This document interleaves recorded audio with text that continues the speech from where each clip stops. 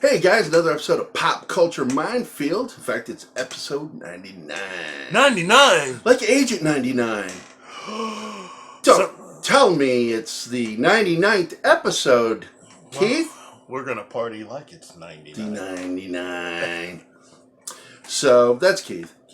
That's Gary. And we're here with Pop Culture Minefield, and we're here to talk about nerdy nerd stuff. And today's episode is going to be about... Well, basically, the big, massive birthday celebration coming to San Diego. Yes, Godzilla is going to be there. Oh, Godzilla! Yeah. And then, on top of that, we're going to talk about basically Collider and their big report about Sony. Live-action series that they're talking about. Joe Hill. Yeah. And we have another Swamp Thing related story where producer Len Wiseman talks about what season 2 would have been about. Yeah, and it's I'm telling you, it's gonna be good. Ryan Gosling rumor, and it's a rumor, is that well, we don't want to spoil it, but yeah. It is a rumor. So keep watching. And Dark Crystal news. More Dark Crystal news. And if you want to find out all this stuff, you just gotta survive the credits. Roll credits.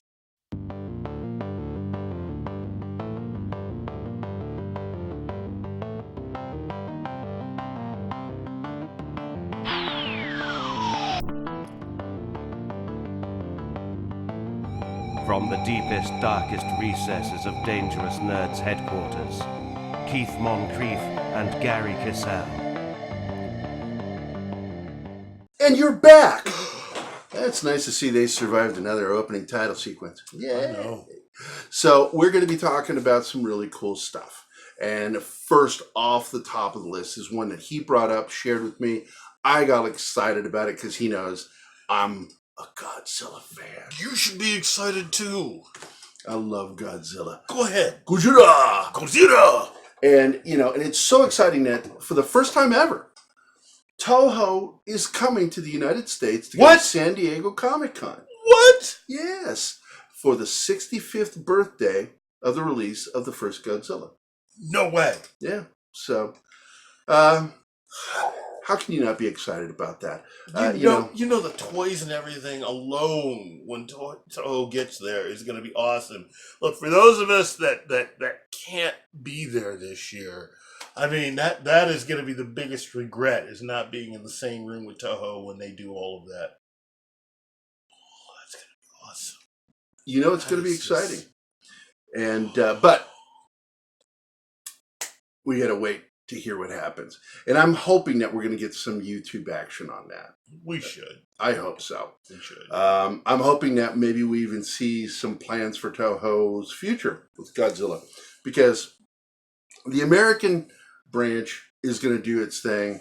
But for the first time in its history, Godzilla American is getting attention from the Japanese. Wow. They're like, fans are like, they're liking what we're doing now.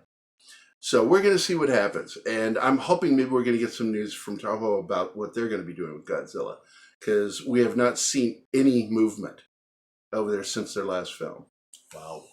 So, anyway, that's that. What else we got in the news?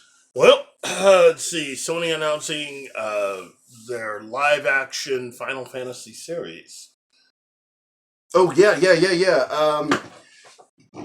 Where are they going to do it? That's going to be on their streaming service, right? I think so. That's going to be exciting. So, Final Fantasy, it's... I've never enjoyed the movies that they made. But I love the game. I enjoyed the game. So, I'm hoping that they're going to adhere closer to the games than what they did previously with the films. Yeah. Oh my God, Alec Baldwin looking like Ben Affleck. What a weird thing. They made him look like Ben Affleck, his character. And then you hear Alec Baldwin's voice come out. It was just really off-putting. And the anime, it's going to be ultra-realistic. It was not that ultra-realistic. It was But this is going to be live action. And that sounds exciting to me. Yeah. Get away from the animation because you get that with the game. Let's go real. Yeah. So we're going to get more, I guess, kind of Game of Thrones. Yeah. So exciting stuff from Sony. Which, you know, we poke fun at Sony because Sony is one of those interfering studios. So we're hoping that this is not going to be one of those cases where they're going to let the showrunners do their thing and make this good. So thumbs up. Let's do it. Okay. So, and we got Joe Hill. Yeah. And, or as I like to refer to him as, Stephen King Jr. And he looks just like his dad. It's freaky. He does. With the beard and everything. With a beard else. and everything. He just looks like his dad. And Joe, of course, you know, my first gig for IDW was doing the animated trailer for his comic book, Lock and Key. And you can find it on YouTube. Look it up. Lock and Key animated trailer for the comic book. That's me. I did the music. I did the direction and animation. And I like Joe Hill. I think he's a far better writer than his dad. Although I did watch his new series, and I was not impressed. Nosferatu. Yeah. It was lame. I'm like, what are you guys doing? It's not even good storytelling, even remotely. Good acting, though. Good cast. Acting, but just not worthy stories. So yeah, I don't think they're going to get a second season. Wow. I'll be surprised if they do. So, but that's Joe Hill. Let's see. We're going to talk about. Well. Now Joe Hill's big thing was that he's getting his own comics series or division for or grouping of books, kind of like the deal that they have with Neil Gaiman. Joe Hill is going to have his own horror line of comics from DC. And again, nothing against any of that. My thing is they just got done canceling the entire Vertigo line. So and all those jobs. So look, I mean, to me, I think that I have a little bit of a problem with that. You're going to start a whole new horror line through Joe Hill. Nothing wrong with that, but you had to cancel Vertigo to do it. Wow, guys. I mean, Warner Media, man. But either way it goes, I'm sure it's going to be good. Yeah, you know, Joe Hill, nothing but love for what you do, and I'm looking forward to your books.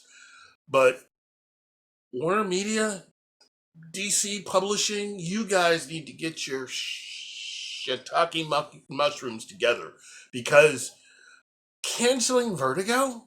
Really? Yeah. Really? And what's really funny is a lot of their TV stuff that does well is from the Vertigo division. Right? So, I don't know. That's, you know, AT&T bought Warner, and it's just been kind of a clusterfuck over there. So we'll just have to sit back and wait and see what happens. And speaking of that, here's another more blowback from the AT&T buyout, which is Swamp Thing.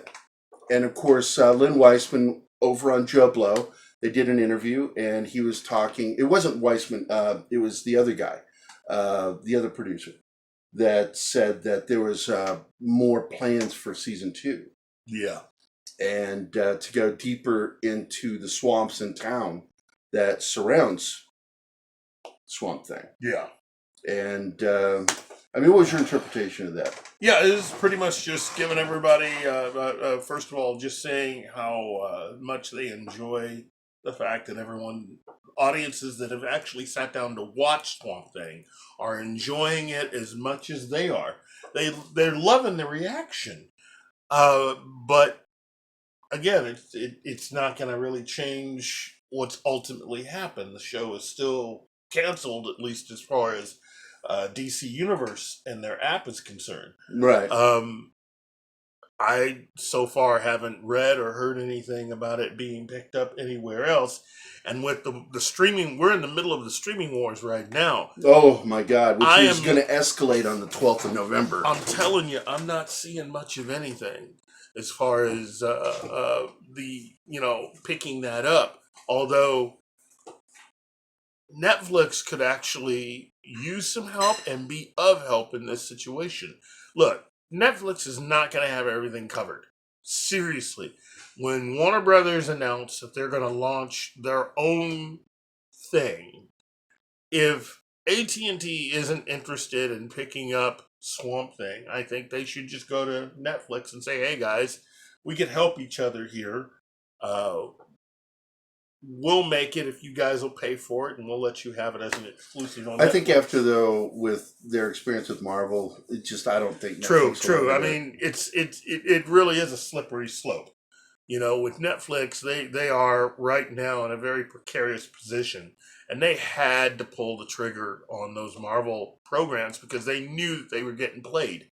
Ultimately, as much as we loved what they were doing, I personally could understand why Netflix did what they did, because it's more of a self-preservation thing. You're giving free advertising to a service, and they that's weren't trying- getting any loving back. Yeah, they weren't So. getting anything back out of it. I mean, it's not like Disney doesn't have money. Other than the subscription, viewers, they weren't making any money off of the Marvel stuff. No. And I get it, but it's still they lost viewers Yeah. over it. I mean, I quit my account, and Yeah. I know there are a lot of other people like me. It's like that's why I was there. But anyway, let's just cross our fingers that things level out after November 12th. Yeah. And we'll see who survives and who doesn't. With that, we've got some Ryan Gosling rumors. Yeah. And I liked your opinion on this, which was, and he said it best, which was, if Martin Scorsese is involved in one shape, as a producer or something, Of a Lex Luthor live action Lex film Luthor starring live-action film, Ryan Gosling. as the titular role. If it they treat would it like work. Joker, if they treat it like the movie Joker, I hope that Martin Yeah, Scorsese. what's his name? Todd Phillips. Is Yeah, the Todd director. Phillips is Joker.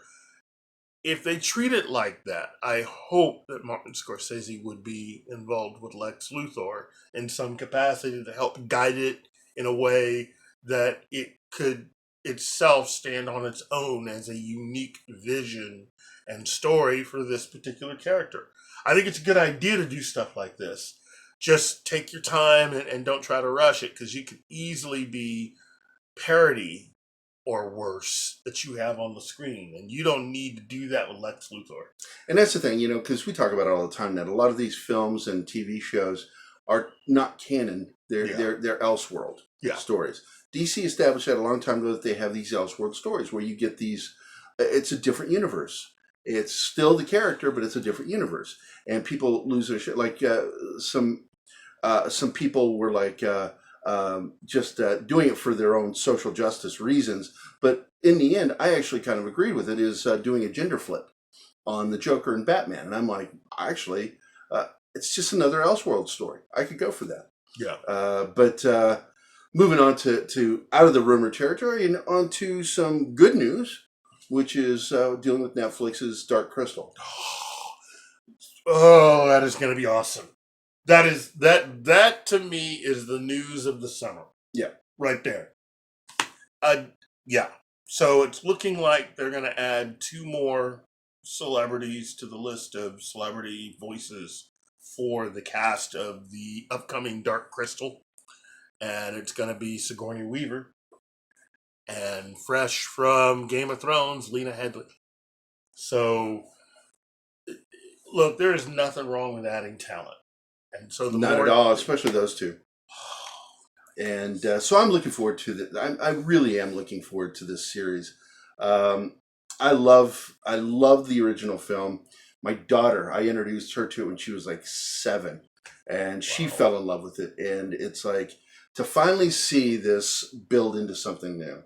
And here we are in our 50s, getting to enjoy this in our autumn years. Autumn years. So looking forward to that. Great casting choice. With that one, I guess we can mention real quickly some of the trailers we watched. Yes. We watched some really good trailers. And number one, Midway, directed by Roland Emmerich. Mm-hmm. And he's executive producer on it too. Yeah. Looks really good. Great casting. It is a very well done trailer. Looks like what Pearl Harbor should have been. And it's nice to see him stretching out. Yeah. And getting away from sci-fi and going into stuff. Because I enjoyed his little mystery about Shakespeare. Yeah. Whether Shakespeare was the guy who actually wrote the Hamlet play. And that was a stretch for Roland Emmerich. It was a good film. Yeah. But anyway, you got any opinion on it? Very well done. But again, it's a very good trailer. I can't judge it as a film because it's not out yet. It's not out yet. But as the a trailer looks good. The trailer sold us. Yeah. Let's see, what other trailer we see? We saw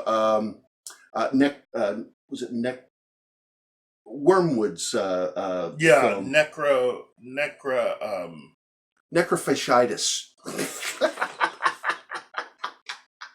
Wow. Anyway, the trailer for the new Wormwood film looks really good. It's an homage to the 80s, clearly, when you watch it. Great action. Oh my God, the comedy in it was hilarious. Yeah. The monsters look good. The CG is not overwhelming. And they got Bellucci, the Italian. Monica Bellucci? Yeah, oh my God, she looks good. Yeah, that woman's like our age, and she's a little older than we are. And she's so beautiful. But yeah, she is amazing. She's the villain. She's the villain, the bad guy. Bond girl, too.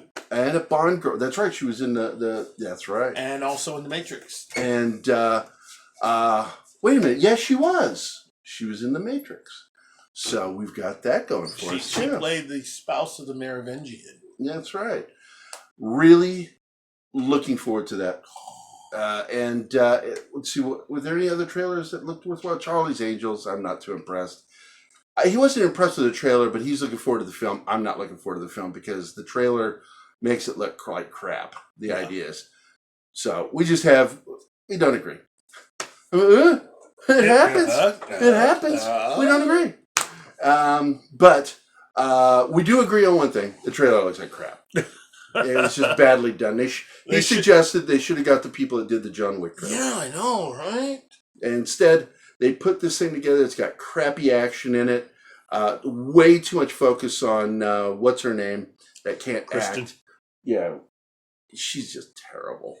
And they open with her, and I'm like, why would you open with her? And you suggested they should have opened on who? Her co-star Naomi.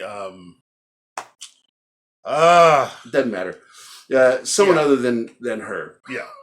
And so the Charlie's Angel trailer for me, and for him trailer. Wait, but the film maybe. Yeah. The trailer was. The film might be that, but we'll find out. Yeah. Things take time. There's some things Patrick Stewart just, in my opinion, can't save. I know. Make it so. With that, I guess that's the end of this episode. That's Keith. That's Gary. And this is Pop Culture Minefield, episode 99. Now remember, if you enjoy what you're watching, do not forget to click like. Please. And also just hit the bell icon. That way you'll be alerted anytime. Like, comment, say something, make fun of my wardrobe. I'm finally recovering from shingles. You can make fun of that. Then you come from shingles, big fat idiot. With that, get off the lawn. Get out of here.